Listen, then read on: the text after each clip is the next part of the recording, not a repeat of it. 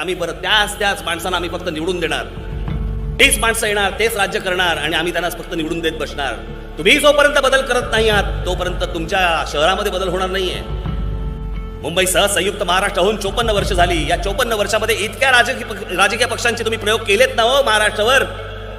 सगळ्यांनी बट्टाबोल केलाच ना. मग एकदा राज ठाकरेच्या हातामध्ये सत्ता देऊन बघा, तो एक प्रयोग करून बघा ना. 54 वर्ष तो प्रयोग करून पाहिलात, एकदा हा प्रयोग करून बघा.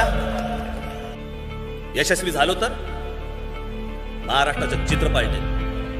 आणि जर समजा तुमच्या मताप्रमाणे शंका होतात ना, आम्हाला शंका येतात ना, समजा नाही झालं, याहून काय वाईट होऊ शकते आताच्या परिस्थितीपेक्षा.